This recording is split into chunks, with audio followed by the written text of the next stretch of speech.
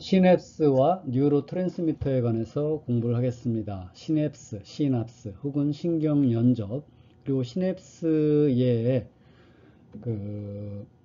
신호를 전달해주는 뉴로트랜스미터, 신경전달 물질입니다. 우리 생체에 많은 그러한 오간, 기관 시스템 중에 가장 상위 기관으로서 우리가 내분비 기관과 그리고 신경기관을 우리가 얘기를 했었습니다. 그 중에도 우리 생체의 가장 상위 조절계는 아마 신경계일 것입니다. 특히 사람에게 있어서는 신경에서 많은 정보들을 받아들여서 그 정보를 가공해서 또 그 정보에 대한 정보를 가지고 어떤 운동을 명령한다든지 아니면 학습하고 기억하고 이러한 것들, 우리 만물의 영장인 사람이 만물의 영장이 될 수 있는 것은 아무려면 이러한 신경계가 고도로 분화되었고 그러한 작용에 의할 것입니다. 특히 이러한 신경계가 신경계로서 작용을 할 수 있는 것은 그 기작에는 앞에 우리가 공부했던 그런 흥분성 세포, 전압, 활동 전압의 형성과 그리고 이런 것과 함께 신경세포들과 신경세포들의 연접인 시냅스에서 우리의 운동이나 아니면 신경의 여러 가지 기능에 대한 분자 생물학적인 그런 메커니즘을 설명할 수가 있습니다. 그래서 가령 예를 들어서 이 시냅스를 통해서 뉴로트랜스미터가 분비되면서 특히 이제 히포캠퍼스에서 신경 전달 물질이 분비되면서 기억이 형성이 되고, 그래서 우리가 그런 것은 롱텀 포텐시에이션, LTP라고 얘기를 합니다. 이러한 것들이 학습, 그리고 또한 이러한 뉴로트랜스미터의 분비와 또 결합, 수용체의 결합에 의해서 약물의 어떤 중독이나 탐닉, 약물 의존성, 이러한 것들도 우리가 시냅스의 그러한 기전을 통해서 우리가 설명을 할 수 있습니다. 그래서 시냅스는 먼저 시냅스의 일반적인 특징, 그리고 시냅스를 무엇을 시냅스라고 얘기를 하는지, 이 뉴런과 뉴런 혹은 뉴런과 타겟 오간의 그러한 연접을 우리가 시냅스라고 얘기를 합니다. 그래서 이러한 시냅스는 신호가 전달되어질 때 전류, 커런트에 의해서 전달되어지는 경우는 전기적 시냅스, 그리고 뉴로트랜스미터라는 케미컬 메신저, 화학 물질에 의해서 전달이 되게 되면 그것을 우리가 케미컬 시냅스라고 얘기를 합니다. 그리고 또한 이러한 뉴로트랜스미터가 시냅틱 터미널에서 분비가 되어져서 포스트 시냅틱 뉴런의 플라즈마 멤브레인에 있는 수용체와 결합을 해서 신호가 A세포로부터 B세포로 이제 전달이 되는데, 그때 이 뉴로트랜스미터가 분비되어져서 어떻게 작용을 하는지, 분비되는 과정과 함께 그러한 기전에 관해서 우리가 공부를 할 겁니다. 그리고 나서는 이제 케미컬 시냅스를 중심으로 해서 뉴로트랜스미터를 분류할 것입니다. 그리고 나서 가장 고전적인 아세틸콜린에 가서 공부하고, 그리고 나서 우리 생체에서 유래한 아민류들, 그죠? 카테콜린과 아민기를 가지고 있는 카테콜라민, 도파민, 노르에피네프린, 에피네프린, 그리고 세로토닌. 그래서 세로토닌은 다른 말로 5하이드록시 트립타민이라고 얘기합니다. 그리고 히스타민. 이러한 것들이 이제 바이오제닉 아민이고, 그리고 세 번째가 이제 기타 아미노 액시드, 아미노산인데, 이 아미노산 같은 경우는 흥분성, 그 다음 세포의 액션 포텐셜의 발생 빈도나 발생을 강화시켜 주는 것을 우리가 흥분성 뉴로트랜스미터, 흥분성 아미노 액시드로서 글루타메이트나 아스파테이트 같은 것들, 그리고 그 다음 신경세포의 액션 포텐셜의 발생 빈도를 낮추거나 약하게 시켜주는 것을 우리가 억제성 아미노 액시드, 억제성 뉴로트랜스미터, 그래서 가바나 글라이신 같은 것들. 그리고 나서 비교적 최근에 벌써 이제 한 50년 됐네요. 1970년대에 이제 많은 펩타이드, 100여 종 이상의 펩타이드가 뉴로트랜스미터로 이제 분류가 되었습니다. 그래서 내인성, 우리 생체 안에서 내인성 오피오이드 혹은 내인성 캐나비노이드. 그 내인성이라는 아편형 물질이 여러분 기분이 좋으면 뇌에서 아편형 물질이 분비돼요. 기분이 좋으면 여러분 뇌에서 마리화나와 같은 그런 마리화나 양 물질이 분비돼요. 그거를 우리가 엔도지니어스 오피오이드, 엔도지니어스 캐나비노이드라고 우리가 얘기를 합니다. 그리고 기타, 뭐 가스, 여러분 나이트로 옥사이드, 일산화질소죠. 그죠? 그래서 나이트로 옥사이드 같은 경우는 우리가 그 마크로페이지에서 분비되어지는 아주 톡식한 염증성 매개물질인데 그 결국은 분비되어지는 양이에요. 뉴로트랜스미터에서 적당량 분비되어서 뉴로트랜스미터로 분비가 되어지고 신경에서 분비되어지면 그리고 이게 이제 내피세포에서 적당량 분비되어지면 혈관 확장 물질로서 작용하고 혈소판 응집 반응을 억제하는 항혈소판 작용을 갖기도 하고 그렇지만 마크로페이지와 같은 대식세포에서 대량으로 많은 양으로 분비되어지면 이것은 어떤 그 염증성 메디에이터, 인플라메이터리 메디에이터로서 톡식한 물질로 분비된다. 그리고 일산화탄소, 카본 모녹사이드 같은 것들, 그리고 기타 퓨린염, 아데노신이나 ATP 같은 그러한 것들도 최근에 뉴로트랜스미터로 알려져 있습니다. 자, 그러면 신경연접이라는 시냅스는 뭔가요? 신경세포는 신경세포 혹은 골격근과 이제 결합되어 있는 거예요. 그래서 여기 나와 있는 것처럼 신경세포, A신경세포, B신경세포, C신경세포가 이렇게 연접되어 있죠. 혹은 신경세포가 뭐와 그 골격근과 연접이 되어줄 수 있어요. 이것도 우리가 시냅스라고 얘기를 하는 거예요. 그래서 시냅스라는 특별히 분화된 결합기관으로서 연결되어져 있고 우리가 시냅스를 얘기할 때 앞에 있는 것을 프리시냅틱 터미널, 전 시냅스 말단, 그리고 뒤에 있는 것을 포스트 시냅틱 너브, 후 시냅스 신경세포, 그리고 그 사이를 우리가 시냅틱 클레프트, 시냅스 간극이라고 얘기를 합니다. 그래서 보게 되면 A, B, C라는 신경세포가 쭉 있는데 우리가 신경세포가 보통 우리 CNS에 약 1000억 개 정도 있다고 그랬는데 각각의 신경세포는 보통 한 1000개 정도가 서로 막 이렇게 시냅스를 이루고 있다고 그래요. 그래서 A신경세포, B신경세포의 시냅스를 중심으로 보게 되면 A세포가 프리시냅틱 너브가 되는 거고 B신경세포가 이것을 중심으로 포스트 시냅틱 너브가 되고 만약에 여기를 시냅스를 중심으로 얘기하면 B신경세포가 요 시냅스에 대해서는 프리시냅틱 너브가 되는 거예요. 그리고 C세포는 포스트 시냅틱 너브죠. 그래서 이 프리시냅틱 너브나 포스트 시냅틱 너브는 어떤 신경세포가 아주 고요하게 붙여져 있는 것이 아니라 시냅스를 중심으로 앞에냐 뒤냐에 따라서 우리가 얘기를 하는 겁니다. 그리고 이러한 시냅스는 결국은 신경 정보를 전달해주는 역할이지만 여기 나와 있는 것처럼 컨버전시와 그리고 다이버전시. 그래서 컨버전스라는 것은 우리가 융합이에요. 집합이 되는 거예요. 그래서 많은 뉴런 신경세포로부터 하나의 신경세포로 신경 정보가 집중되는 거죠. 그에 비해서 다이버전시, 발산이죠. 그래서 하나의 신경세포로부터 많은 신경세포로 정보가 확대되는 거죠.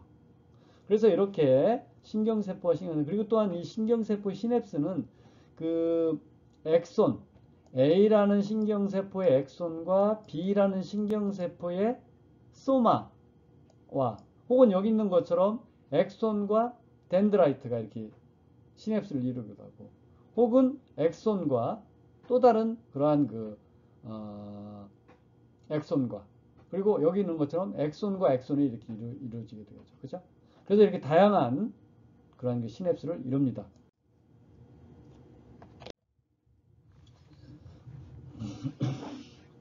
그래서 이 좀 세밀한 그 구조를 보게 되면 여기 나와 있는 것처럼 엑손 터미널은 그 끝이 이제 슬라이틀리 스웰링 되어져 있죠. 그리고 그 엑손 터미널에는 그 에너지를 생산하는 마이토콘드리아나 그리고 그 안에는 그 뉴로트랜스미터를 저장하고 있는 많은 베스클, 소포를 함유하고 있어요. 그리고 그 시냅스 후 포스트 시냅틱 너브의 요 플라즈마 멤브레인은 많은 리셉터 수용체가 있죠. 그래서 이 리셉터는 채널 링크드 리셉터가 있을 수도 있고 혹은 GPCR일 수도 있을 수가 있어요. 그래서 이러한 그 단백질이 안에 아주 조밀하게 분포하기 때문에 전자현미경적으로 보면 이 부위가 상당히 덴스하게 치밀하게 보인다고 그래요. 이 부위가. 그리고 위쪽에도 마찬가지로 그 베스클이 요 안에 와서 키스하고 접촉해 있기 때문에, 왜냐면 그 베스클 안에 있는 뉴로트랜스미터 분비하기 위해서 접촉하기 때문에 요 위쪽도 약간 치마지겠죠. 그리고 그 사이를 우리가 요 사이를 그 시냅틱 클레프트라고 얘기를 합니다. 그래서 그 시냅틱 클레프트는 보통 프리시냅틱 너브와 포스트 시냅틱 너브의 사이에 존재하고 있는데 한 20 나노미터 정도. 나누면 10의 마이너스 뭐예요? 10의 마이너스 3이 미리, 그리고 10의 마이너스 6이 마이크로, 10의 마이너스 9 정도 되겠죠. 10 나노미터. 그래서 10 나노미터 정도의 이러한 그 시냅틱 클레프트 간극이 있다고 합니다. 다음은 시냅스의 그 분류에 관해서 우리가 공부를 해보도록 하겠습니다. 이 시냅스는 크게 그 프리시냅틱 너브와 포스트 시냅틱 너브로 정보를 전달해 주는데, 그 정보가 전달되어질 때 무엇을 매개로 해서 그리고 그 안에 구조가 어떻게 되어 있느냐에 따라서 우리가 전기적 시냅스와 화학적 시냅스로 나눌 수가 있습니다. 그래서 이렇게 그 전기적인 시냅스와 화학적인 시냅스로 나눌 수가 있는데, 먼저 전기적인 시냅스를 보게 되면 이 A 너브로부터 B 너브로 그 정보가 이동을 하는데, 그때 매개되는 것이 아이오닉 커런트예요. 그래서 전류가 직접적으로 이동을 하게 되는 거죠. 어떤 전기적인 흥분이, 액션 포텐셜이. 그래서 이러한 그 A와 B의 시냅스는 구성하는 그러한 그 구조물을 보게 되면 갭정션, 즉 커넥신 36라는 그런 그 간극 결합 단백질에 의해서 연결되어져 있어요. 그래서 보통 요 길이는 한 3.5 나노미터 정도 되게 되는데, 커넥신 36라는 것은 6개, 이제 종적으로 잘라보면 6개의 커넥슨으로 이루어진 그러한 그 물질이죠. 그래서 커넥신이라는 것은 그 커넥신, 각각의 그 단백질을 커넥신이라고 6개에 뭉쳐져 있는 것을 커넥선이라고 얘기를 합니다. 그래서 이러한 것들은 상당히 그 전기적인 그런 흥분이, 액션 포트, 전류가 빠르게 하기 때문에 상당히 빠르게 그 신호 전달이 이루어지고, 그리고 거의 그 지연, 그 어떤 신호의 지연이 거의 없어요. 그리고 또 한 가지는 이 신호가 전달되어지는 것이 A에서 B 혹은 B에서 A로도 신호가 이동을 할 수 있어요. 이쪽이 만약에 양전을 띄고 음전을 띄면 이쪽이 전류가 흐르게 되는데, 만약에 이쪽이 양전을 띄고 이쪽이 음전을 띈다면 이것이 이쪽으로 그 신호가 전기적 아이오닉 커런트가 B에서 A로 이동할 수가 있죠. 그래서 어떤 신호의 전달은 바이 디렉셔널, 양방향이에요.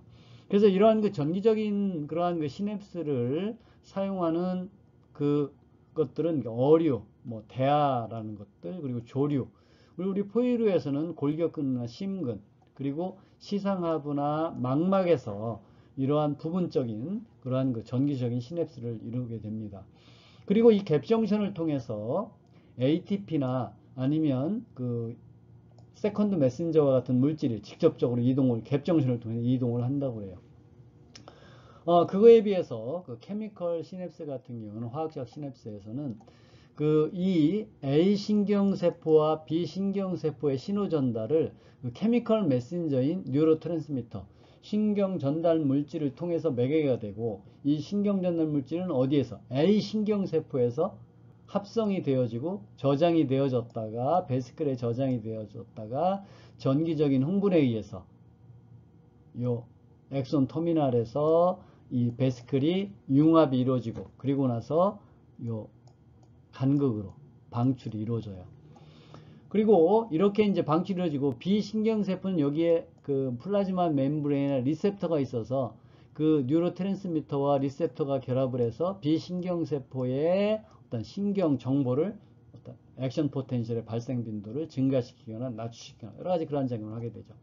그래서 이러한 것들은 뉴로트랜스미터를 합성해서 베스클이 이쪽에 와서 융합하고 그 다음에 분비되어지는 뉴로트랜스미터는 리셉터에 결합을 해서 리셉터에서 어떤 그 생화학적인 반응에 의해서 또 다른 액션 포텐셜의 발생 빈도를 증가시키거나 감소시키기 때문에 다양한 그런 스텝 바이 스텝을 필요로 하기 때문에 시간이 어떤 정보가 딜레이가 있어요. 그래서 그러한 딜레이, 지연되는 것을 우리가 시냅틱 딜레이, 시냅스 지연이라고 우리가 얘기를 합니다. 그래서 한 1ms 혹은 그 이상의 뉴로트랜스미터가 방출되어지고 신호 전달이 지연이 이루어져요. 그래서 여러분 그러면 1ms이 1초도 아니고 1ms이 뭐 그게 시냅틱 지연이냐 이렇게 생각할 수도 있지만 이 액션 포텐셜의 발생과 전달에 있어서 1ms이면 그 신경세포의 액션 포텐셜이 한번 생성되는 그 기간이 1ms이에요. 그러니까 이 1ms이 그 신경 전달에 있어서는 상당히 시간이 큰 거죠. 그렇기 때문에 이런 1ms이나 그 이상의 시냅스 지연이 이 화학적 시냅스에서는 일어날 수 있다고 합니다.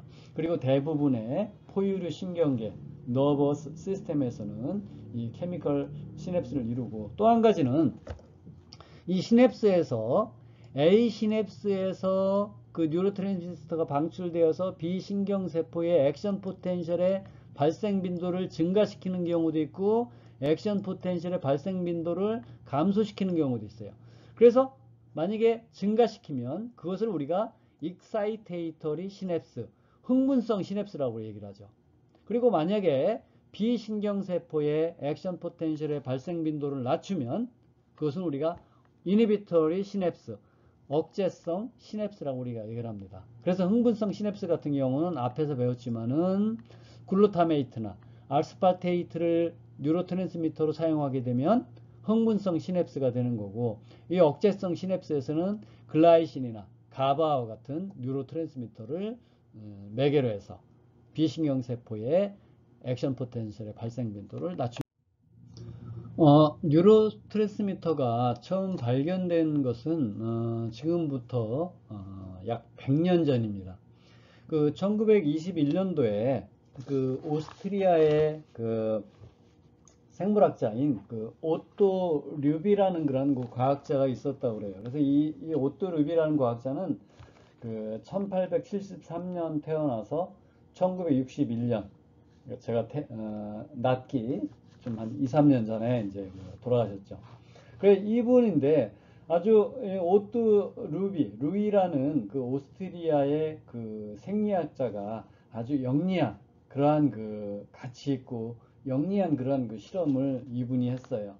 그래서 이제 개구리 심장을 여기 이제 사람 심장 같지만 개구리 심장을 한 비커에 집어넣고 그리고 그 안에는 이제 튜브로 또 다른 비커 A 비커, 두 비커에 놓고 거기에 각각 개구리 심장을 하나씩 집어넣고 그 안에는 이제 전기적인 흐름이나 아니면은 뭐랄까 전기적인 흐름이 아니라 그 생리식염소를 넣어야 이제 요 심장이 살아 있겠죠, 그죠? 그리고 그 두 개의 그 호스를 연결해서 서로 이제 그 이 안에 있는 액체가 이제 오갈 수 있도록 그렇게 했어요. 그러고 나서 이제 A에 있는 그 비커 안에 있는 그 심장에 그 미주신경을 자극을 했어요. 그리고 나서 이제 그 A신경과 B신경의 그 박동, 그 수축하는 그 수축력을 그 컨트랙션 포스를 이제 측정을 했죠. 그래서 이제 여기 요것은 이제 A에 있는 첫 번째 비커에 있는 심장, 요거는 두 번째 비커에 있는 심장을 각각 그 수축하는 그것을 이제 그 기계를 써서 그 모니터링을 했어요. 그리고 나서 이제 A 그 첫 번째 심장 안에 그 비커 안에 있는 심장을 자극해 주게 되니까 심장 박동이 뭐 1분에 뭐 한 100번 정도 박동을 하다가 미주신경을 자극하게 되니까 심장 박동이 서서히 줄어드는 것을 관찰할 수 있어요. 근데 두 번째 비커 안에 있는 심장은 뭐 미주신경을 자극하지도 않았는데 약간 시간이 뭐 약간 지연은 있지만 잠시 후에 몇 초 후에 이 두 번째 비커 안에 있는 심장에서도 심장 박동이 감소한다는 것을 알았어요.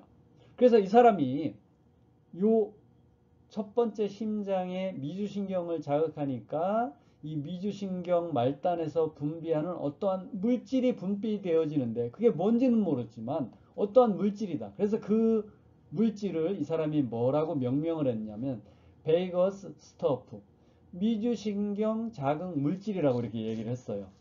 그래서 이 사람이 나중에 이것이 이제 뉴로트랜스미터라는 것을 알았고 1936년에 이 케미컬 뉴로 트랜스미션의 그러한 것들이 확립이 되어져서 노벨 의학상, 노벨 생리학상을 받았죠. 그래서 뉴로사이언스의 분야에서는 이 오또 루이라는 과학자를 그 Father of Neuroscience, 뉴로사이언스 학문의 아버지라고 명명을 하고 있어요. 그 정도로 유명한 사람이 되었죠. 나중에 그 베이거스 스토프, 베이거스 서브스턴스가 나중에 뭔가 수십 년 후에 이것을 이제 동정해 보니까 여기 나와 있는 것처럼 이게 뭐예요? 아세틸콜린이라는 것을 알았죠. 그래서 이 아세틸콜린, 그 심장의 미주신경을 자극하면 미주신경 말단에서 뭐가 분비돼요? 아세틸콜린이 분비되어지고 아세틸콜린에 의해서 이 두 번째 심장의 심장 박동, 물론 이제 첫 번째 심장도 마찬가지고 심장 박동수가 감소한다는 것을 알았습니다. 여러분 중에도 이러한 아주 기발한 그러한 실험을 통해서 이런 노벨상을 타는 그런 과학자가 나왔으면 좋겠습니다. 자, 그러면 이런 뉴로트랜스미터가 1920년대, 지금부터 100년 전에 이제 처음 발견이 되었고, 그 이후에 여러 가지 뉴로트랜스미터, 바이오제닉, 아민, 아니면 아미노 액시드, 아니면 펩타이드, 아니면 여러 가스가 발견이 되었는데, 자, 그러면 케미컬 메신저라고 모두 뉴로트랜스미터라고 명명할 것인가? 신경과학자들이 이 사람들 어떤 평가 기준, 크라이테리어, 즉 뉴로트랜스미터로 우리가 분류하기 위해서는 다음과 같은 네 가지 어떤 평가 기준을 통과해야만 뉴로트랜스미터로 명명하기로 합의를 이루었습니다. 첫 번째는 그 어떠한 물질이 프리시냅틱 너브 터미널, 프리시냅틱 뉴런에 의해서 합성되어지거나 거기서 스스로 생합성이 되거나 아니면 얘가 어디로부터 테이크업, 흡수해서 그 안에 보관해야죠. 그죠? 그래서 어쨌든 간에 프리시냅틱 뉴런 안에 그것이 합성되어졌든 아니면 밖으로부터 흡수하든 업테이크 했든지 간에 그 프리시냅틱 뉴런에 존재해야만 돼요. 그리고 두 번째는 이 프리시냅틱 뉴런에 존재하는 그 케미컬 메신저가 방출되어져야 되는데 방출되긴 방출되어지는데 어떻게 방출되어지냐면 그 프리시냅틱 너브 안에 있는 그 신경세포 안에 칼슘, 그 세포질 안에 칼슘의 의존성으로 칼슘의 농도가 증가하게 되면 그것의 자극에 의해서 뉴로트랜스미터가 분비되어지는데 분비되어지는 양도 전기적인 흥분을 excitation, 흥분하거나 아니면 전기적인 흥분을 억제해 줄 수 있는 충분한 양의 케미컬 메신저가 방출되어져야 돼요. 어디로? 시냅스로 방출되어져야죠. 그래서 시냅스에서 그 다음에 이제 세 번째는 포스트 시냅틱 뉴런이나 혹은 이펙터 셀, 즉 어떤 근육세포 아니면 어떤 막 그랜드에 그 시냅스의 포스트 시냅틱 부위에 그 뉴로 케미컬 메신저와 결합할 수 있는 스페시픽한 리셉터가 존재해야만 돼요. 그래서 보게 되면 이렇게 있으면 여기서 뉴로트랜스미터가 방출되어져서 여기에 리셉터가 존재해야만 되죠. 근데 방출되어질 때는 리셉터에 결합해서 이 비신경세포의 액션 포텐셜의 발생 빈도를 증가시키거나 액션 포텐셜의 발생 빈도를 감소시킬 수 있는 양의 충분한 양이 방출되어져야 되고, 방출되어지는 뉴로 케미컬 메신저 같은 경우는 결합하는 리셉터가 포스트 시냅틱 너브에 포스트 시냅틱 이펙터 셀에 존재하고 있어야 되죠. 그리고 나서 분비되어진 뉴로 트랜스미터는 제거되거나 흡수되어서 아니면 여기에 있는 엔자임, 아세틸콜린 에스터로제와 같은 그런 엔자임에 의해서 인액티베이션 되거나 아니면 물리적으로 리모벌, 제거되어져야 돼요. 아니면 뭐 효소에 의해서 제거돼요. 이렇게 네 가지 어떤 판단 기준에 들어야만 우리가 케미컬 메신저를 뉴로 트랜스미터라고 분류를 합니다. 다음은 뉴로 트랜스미터의 합성과 그리고 저장에 관해서 공부를 하도록 하겠습니다. 이 뉴로 트랜스미터는 이제 합성이 되어져야 되죠. 그죠? 합성이 되어져야 되는데 이 프리시냅틱 너브에서 합성이 되어져야 되죠. 근데 프리시냅틱 너브 합성되어지는데 여기가 이제 보통 여기가 이제 소마라고 그래요. 그러면 이렇게 엑손이 쭉 있고 끝에 엑손 터미널 있죠. 그럼 여기가 이제 뭐예요? 엑손 힐락이죠. 그죠? 그리고 이 안에는 여러 가지 ER이나 리보좀과 같이 단백질을 합성할 수 있는 그런 그 소기관들이 가지고 있어요. 여기는 이제 베스클도 있고 아니면 뭐 마이토콘드리아가 있었죠. 그죠? 마이토콘드리아 있고, 그죠? 그리고 여기에 뭐 여러 가지 이런 게 있어요. 그래서 이 프리시냅틱 너브에서 이제 합성이 되어지는데 일반적으로 이 뉴로펩타이드 같은 경우는 단백질이기 때문에 여기서 합성이 되어져요. 그리고 나서 베시클 안에 저장이 되어져서 베시클이 엑소널 트랜스포트 과정을 거치면서 나중에 종종 와서 이게 어디로 트랜스포테이션 돼서 여기 엑손 터미널에 저장되어져 있어요. 합성이 돼서. 그래서 뉴로펩타이드 같은 뉴로트랜스미터는 어디에서 합성되어져요? 요 셀 바디에서 합성되어져요. 그리고 기타 다른 아미노액시드나 아니면은 기타 카테콜라민 같은 경우는 그것을 합성하는 그 효소가 어디에서 생성되어지면 그 뉴로트랜스미터를 합성하는 효소가 여기 존재해서 여기에서 합성을 하는데 그 효소는 어디에서? 여기 소마에서 합성이 되어져서 이 말단으로 이동해서 말단에서 그 엔자임에 의해서 말단에서 합성이 돼요. 어쨌든 간에 소마에서 합성되어지든 엑손 터미널에서 합성되어졌든지 간에 프리시냅틱 너브에서 합성이 되어져서 엑손 터미널에서 저장이 되죠.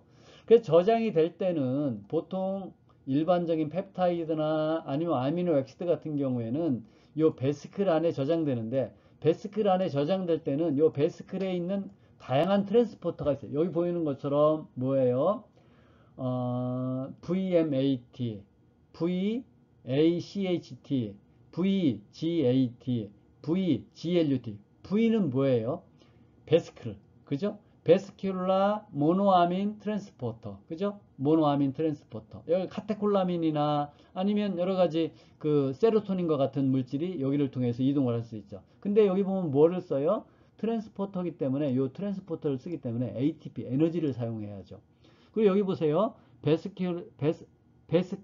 베스큘라 아세틸콜린 트랜스포터. 요 트랜스포터가죠. 여기서 아세틸콜린이 요 안에 있다가 에너지 ATP를 쓰고 베스클 안에 저장되어지죠. 아세틸콜린 같은 것들이. 그리고 여기는 베스큘라 글라이신 아니면 뭐 글루타메이트 트랜스포터 같은 것들. 여기는 요건 글루타메이트 트랜스포터. 그래서 이렇게 되죠. 그래서 요 안에 베스클 안에 저장되어 있죠. 뭐 카테콜라민 같은 것도 요 안에 저장되어져 있고 아민 같은 거, 아미노 액시드도 저장되어 있죠. 그죠? GA는 뭐의 약자냐면 예, 미안합니다. 슬라이드가 넘어갔네요. 그래서 GA는 그 가바, 베스큘라 가바 트랜스포터입니다. 여기 있죠. 그죠? 가바, 글루타메이트, 아세틸콜린, 모노아민. 뭐 이러한 것들이 트랜스포터를 통해서 에너지 소스로 ATP를 사용을 해서 이렇게 베스클 안에 저장되어 있다가 필요에 의해서 이제 분비를 합니다. 그래서 보게 되면 뉴로트랜스미터가 아까도 얘기했지만 그 펩타이드 같은 경우는 어디에 합성이 이루어져요?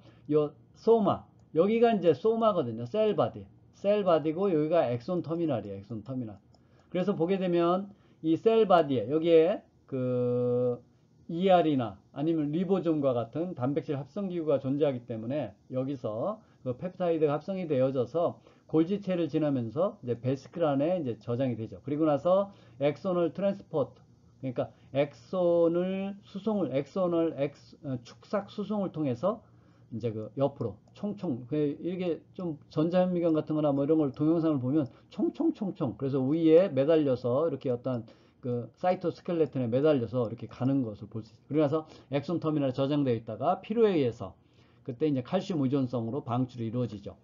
그것에 비해서 기타 작은 물질들, 스몰 몰레큘러 트랜스미터, 작은 물질 같은 경우에는 여기 나와 있지만 엔자임, 이 뉴로트랜스미터를 합성하는 마지막 그 프리커서로서 엑손 터미널에 존재하고 있다가 이 엔자임, 그 효소는 어디에서 만들어요? 효소도 마찬가지로 단백질이기 때문에 그 셀 바디, 이 셀 바디에서 합성이 되어지고, 그리고 여기 리보좀, ER, 그리고 골지체를 지나면서 요게 이제 뭐 베스클 안에 들어가기도 하고 아니면 안 들어가기도 하고, 어쨌든 간에 그러면서 엑손 트랜스포터 과정을 거치면서 총총총총 가죠.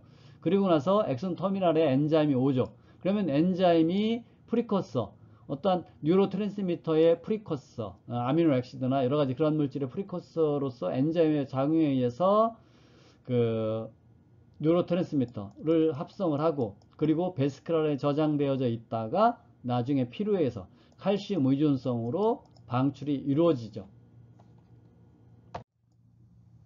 뉴로트랜스미터의 합성과 저장, 이어서 뉴로트랜스미터의 그 분비, 방출에 관해서 우리가 공부를 하겠습니다. 이 뉴로트랜스미터, 즉 신경전달 물질의 그 방출과 재흡수는 현재 그 키스 앤 런 패스웨이, 그 뽀뽀하고 도망가기 이론이라는 그 약간 고전적인 그 이론이 가장 그 신뢰할 만한 그러한 이론으로 알려져 있습니다. 이 키스 앤 런 패스웨이는 처음에 1955년도, 지금부터 약 75년 전에 카츠와 그 카스티오라는 사람이 처음 이제 그 제안을 했다고 합니다. 그러다가 1973년도, 약 50여 년 전에 EM, 그 전자현미경으로 이것을 이제 그 개구리에서 그 확인을 해서 지금 이런 그 신경전달 물질의 분비와 그리고 재흡수에 관해서 이제 많이 그 인정을 받고 있는 그런 그 제안입니다. 그래서 여기 보시는 바와 같이 그 엑손을 따라서 정기적인 흥분이, 즉 유수섬유죠, 그죠? 그래서 축삭에서 그 셀 버디에서 액션 포텐셜이 생겨서 이제 쭉 내려오죠. 내려와서 그 액션 포텐셜에 의해서 이 엑손 터미널 쪽에 어떠한 그 채널이 있냐면 그 칼슘 채널이 있어요. 그래서 칼슘 채널을 자극하게 되면 이제 그 칼슘이 세포질 안에 들어오죠. 그래서 보게 되면 먼저 액션 포텐셜이 프리시냅틱 터미널, 이게 프리시냅틱 터미널이고 이게 포스트 시냅틱, 여기 리셉터가 있죠, 그죠? 이제 그 프리시냅틱 터미널에 오게 되고, 그러한 그 액션 포텐셜에 의해서 여기 나와 있는 것처럼 그 볼테지 센시티브한 칼슘 채널, VSCC, 즉 그 칼슘 채널이 이제 액션 포텐셜에 의해서 열리게 되죠. 그렇게 되면 요게 이제 이렇게 된 거예요. 이렇게. 그러면 이쪽에 그 채널이 열리게 되면 요게 세포질 내구, 인트라셀루라 부위, 인트라셀루라, 요 부분은 이제 익스트라셀루라 부위, 세포질 바깥이기 때문에 칼슘 농도가 약 10,000배 이상 높기 때문에 채널이 열리게 되면 칼슘이 안으로 들어오게 됩니다. 그래서 칼슘이 들어오게 되고, 그렇게 되면 칼슘이 이제 들어오게 되면 그 칼슘 센서 프로테인, 즉 칼슘 리셉터인 그 시냅토테그민이라는 게 있어요. 그래서 이 시냅토테그민이라는 것은 어디에 존재하는 칼슘 센서 프로테인, 칼슘 리셉터냐면은 여기 나와 있는 것처럼 요게 이제 그 베스클, 요 베스클이에요. 베스클이고, 요거는 이제 그 포스트 시냅틱 멤브레인의 플라즈마 멤브레인. 그렇게 되면 요 칼슘 센서인 시냅토테그민이 베스큘라, 그 소포에 존재하는 칼슘 바인딩 프로테인이에요. 그러면 여기에 있는 칼슘이 세포질 안에 들어와서 칼슘 센서인 시냅토테그민과 바인딩을 합니다. 그래서 일반적으로 이 리셉터가 이제 우리가 리셉터와 리간드 개념으로 보게 되면 칼슘이 리간드가 되고 시냅토테그민이 리셉터가 되기 때문에 수용체가 되기 때문에 수용체에 어떤 리간드와 와서 결합을 하게 되면 3차원적인 구조 변화, 컨포메이셔널 체인지가 일어나게 됩니다. 그러면서 이 베스클이 요 플라즈마 멤브레인에 나와서 이제 결합을 하게 되죠. 이제 이동을 하게 되는 거죠. 그렇게 되면 또 어떠한 단백질이 작용을 하게 되면 그 소포, 베스클에는 그 플라즈마 멤브레인 단백질과 결합하는 그러한 그 단백질은 시냅토브레빈이라는 게 있어요. 마찬가지로 이 시냅토브레빈 같은 경우는 어디에? 베스클 단백질이에요. 그래서 베스클 단백질인 시냅토테그민과 시냅토브레빈이 이제 중요한 역할을 하죠. 그러면 시냅토브레빈이 와서 플라즈마 멤브레인 성분인 스냅25와 신텍신이라는 단백질과 서로 인터랙션을 하게 되는 거예요. 그래서 이제 키스가 이루어지죠. 키스가. 그죠? 뽀뽀가 이루어지는 거예요. 요 베스클과 플라즈마 멤브레인에. 그러면서 그 베스클의 이제 오프닝, 문을 열죠. 뭐를? 그 시냅틱 클레프트로 ATP를 사용을 해서, 에너지를 사용해서 요 베스클 안에 저장되어 있는 뉴로 트랜스미터가 이제 방출이 되는 거예요. 그래서 보게 되면 충분하게 다 방출이 이루어져서 요 리셉터 와서 이제 뭐 결합을 하겠죠. 그죠? 자, 그렇게 되면 일단 그 여기에서 이제 방출이 다 이루어지게 되니까 릴리즈는 끝난 거예요. 끝나고 나면 이제 아까 그 볼테이지에 예민한 칼슘 채널이 열린 것이 이제 닫히게 되죠. 닫히게 되고 또 이제 어떠한 그 트랜스포터, 익스체인저, 그 교환 단백질이 열리게 되면 소듐 칼슘 익스체인저, 즉 소듐과 칼슘이 서로 반대로 들어가고 나가는 그러한 익스체인저. 그래서 우리 다른 말로는 안타이포터, 서로 상반되게 이온을 보내준다는 거죠. 그래서 이 소듐 칼슘 익스체인저 안타이포터는 세 분자의 소듐 이온을 어디로? 세포질 안으로 집어여주고 그 힘에 의해서 또 뭐가 나오게 되냐면 칼슘이 밖으로 나오게 돼요. 그렇게 되면 세포질 안에 많이 들어왔던 칼슘 농도가 낮아지면서 이제 요게 다시 그 베스클을 형성하는 그 과정이 이제 되게 되는 거예요. 그래서 보게 되면 ATP 이용하게 되고, 그러면서 요 주위에 그 코팅 프로테인, 그 베스클의 피막 단백질이라는 거 있어요. 그래서 대표적인 것이 클라스린이라는 게 있죠. 클라스린 ATHRIN 클라스린, 그리고 COP1이라는 게 있어요. 그리고 COP1 혹은 COP2 이러한 것들이 피막을 형성하면서 안으로 인베지네이션 되는 거예요. 인베지네이션 되고 나중에 이럴 때 이제 어떤 단백질, 뭐 다이나민이라는 단백질의 힘에 의해서 이걸 안으로 이제 그 보내주게 되죠. 그러고 나면 나중에 여기에 있는 다양한 트랜스포터, 가바 트랜스포터, 글루타메이트 트랜스포터, 모노아민 트랜스포터에 의해서 다시 뭐가 보충이 돼요? 뉴로 트랜스미터가 이제 보충이 되는 겁니다. 다시 테이큰 업 뉴로 트랜스미터.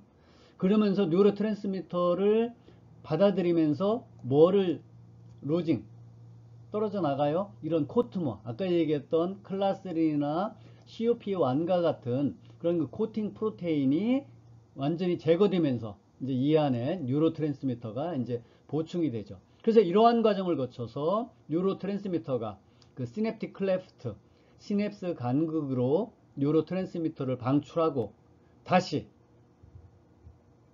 그 뉴로 트랜스미터를 재흡수하는 그런 과정을 우리가 키스 앤 런 패스웨이라고 합니다.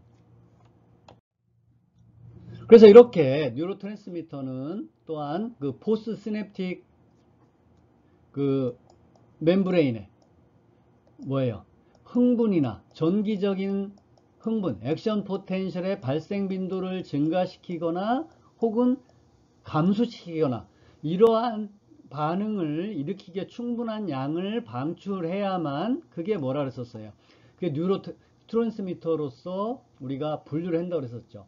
그래서 보게 되면 이 뉴로 트랜스미터가 뉴로 트랜스미터라는 이름으로 명명되어진 케미컬 메신저가 방출되어지면 그 다음 신경세포의 활동 전압의 발생을 증가시키면 excitatory postsynaptic potential을 유발하는 거고, 만약에 액션 포텐셜, postsynaptic potential의 액션 포텐셜의 발생 빈도를 낮춰주면 inhibitory postsynaptic potential이라고 우리가 IPSP라고 얘기를 하는 거예요. 그래서 EPSP를 유발시키기 위해서는 뭐예요? 액션 포텐셜의 발생 빈도를 여기 있는 그림처럼 액션 포텐셜의 발생 빈도를 증가시키기 위해서는 그 멤브레인 포텐셜 절대값을 증가시켜 줘야 되겠죠. 그죠? 우위로 증가시켜 줘요. 이게 이제 뭐라 그럴까? 역치값에 도달하게 되면 이게 고유한 액션 포텐셜이 일어나는 거고, 만약에 IPSP를 유발시키기 위해서는 이 멤브레인 포텐셜, 절대값의 멤브레인 포텐셜을 더 감소시키는 거예요. 절대값은 증가하지만 이제 감소시키는 거예요. 그래서 마이너스 70mV 했던 것이 마이너스 80mV. 그렇게 되면 액션 포텐셜이 일어날 수 없게 되겠죠. 그죠? 그래서 EPSP를 유발시키거나 IPSP를 유발시키거나. 그래서 EPSP를 유발시키기 위해서는 뭐예요? 소듐 채널이 열려서 소듐 이온이, 양이온을 띠고 있는 소듐 이온이 세포질 안에 들어와야 되고, 만약에 IPSP를 유발시키기 위해서는 포타슘 채널을 더욱 더 열어서 양이온, 그 포지티브 차지를 띠고 있는 포타슘 이온이 밖으로 자꾸 나가야 되겠죠. 그리고 아니면 뭐 소듐 이온이 안으로 들어오거나, 아니면 뭐 칼슘 이온이 들어오거나, 뭐 여러 가지 이러한 반응을 통해서 EPSP를 유발시키고 IPSP를 유발시킬 수 있습니다. 그래서 EPSP를 유발시키기 위해서는 소듐의 컨덕턴스, 소듐의 퍼미에빌리티를 증가시키거나, 혹은 칼슘 이온의 퍼미에빌리티, 혹은 칼슘 이온의 컨덕턴스를 증가시키거나, 아니면 포타슘 이온의 퍼미에빌리티를 감소시키면, 그죠? 포타슘이 많이 안 나가게 되면 뭐예요? 이 안에 포지티브 차지를 띠기 때문에 EPSP를 유발시켜야 되겠죠. 반대로 IPSP를 유발시키기 위해서는 포타슘 이온의 퍼미어빌리티를 증가시키거나, 그죠? 포타슘 이온의 투과도를 증가시키거나, 혹은 클로라이드 이온의 투과도를 증가시키죠. 근데 클로라이드 이온은 세포 내가 높다 그랬었어요? 세포 외가 높다 그랬었어요? 세포 외가 높죠. 그죠? 세포 외가 한 10배 이상 높기 때문에 클로라이드 이온의 채널을 열어주게 되면 네거티브 차지를 띤 클로라이드 이온이 많이 안으로 들어오기 때문에 그 뭐랄까 하이퍼 폴라라이즈드, 더욱더 분극화가 더 촉진되게 되니까 IPSP를 유발시키는 겁니다. 이제 뉴로트랜스미터의 그 반응의 종류에 관해서 우리가 공부를 하겠습니다. 일반적으로 이러한 뉴로트랜스미터는 그 분류 기준에서 뭐라 그랬었어요? 뉴로트랜스미터의 작용을 종료하는 기전, 그게 어떤 엔자임에 의해서 분해를 시키거나, 혹은 주위에 있는 뭐예요? 그 에스트로사이트나 아니면 신경세포에서 재흡수되거나, 그러므로 인해서 뉴로트랜스미터를 바로 제거해주는 기전이 있어야만 우리가 뉴로트랜스미터로 구분을 한다고 그랬었죠. 그래서 이러한 그 뉴로트랜스미터의 제거 기전이 왜 중요하냐면, 이러한 그 생리적인 어떤 시그니피컨스는 뭐냐면, 이 뉴로트랜스미터의 반응은 신속하고 상당히 신속해요. 빠르게 반응해요. 그러기 위해서는 뉴로트랜스미터가 여기에 고농도로 장기간 존재하게 되면 리스폰스라는 것은 결국 리셉터에 결합해서 또 다른 시그널, 그게 EPSP가 됐든 IPSP가 됐든 어떠한 반응을 해야 되는데, 이 뉴로트랜스미터가 요 시냅틱 클레프트에 고농도로 장기간 존재하게 되면 리셉터가 멤브레인 안쪽으로 숨어요. 그래서 우리가 그것을 리셉터 다운 리귤레이션 혹은 리셉터 디센시타이제이션, 탈감작이라고 얘기를 하거든요. 그래서 그러한 반응을 회피하기 위해서 이 뉴로 트랜스미터가 방출되면 바로바로 제거돼야 돼요. 바로바로. 그래서 이러한 그 뉴로 트랜스미터가 신속하게 제거되는 것은 우리가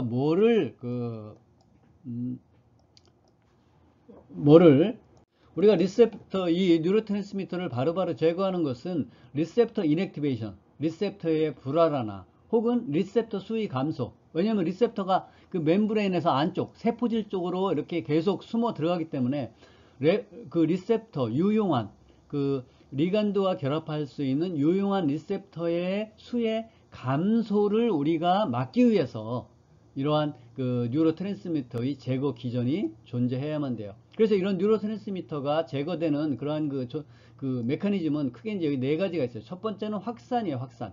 그래서 뉴로트랜스미터가 분비되어지고 자꾸 밖으로 스며 나가는 거예요. 확산에 의해서. 혹은 뭐 이렇게 밖으로 빠져나가는 거죠.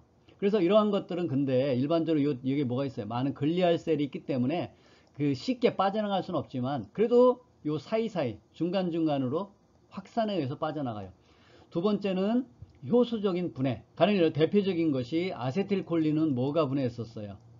아세틸콜린 에스터레이즈. 카테콜라민은 모노아민 옥시데이즈, 마우나, 컴트, 카테콜 메틸 트랜스퍼레이즈. 이런 엔자임에 의해서 분해고. 세 번째는 뉴런을 업테이크예요. 이게 뉴로 트랜스미터가 분비되어져서 포스트 시냅틱 뉴런에 세포막에 존재한 리셉터와 결합을 해야 되는데 이게 다시 뭐예요? 이 옆에 위쪽에 있는 뉴런에 업테이크 되는 거예요. 어떤 뭐 업테이크 되는 그런 그 트랜스포터에 의해서. 혹은 주위에는 글리알셀, 뭐 에스트로사이트나 아니면 술반셀이나 뭐 여러 가지 뭐 마이크로글리아도 있지만 그러한 것에 의해서 에스트로사이트, 이런 그 별악의 세포에 의해서 흡수되어지는 거죠. 그래서 이런 네 가지 기전에 의해서 뉴로트랜스미터가 분비되어지면 바로바로 제거가 됩니다.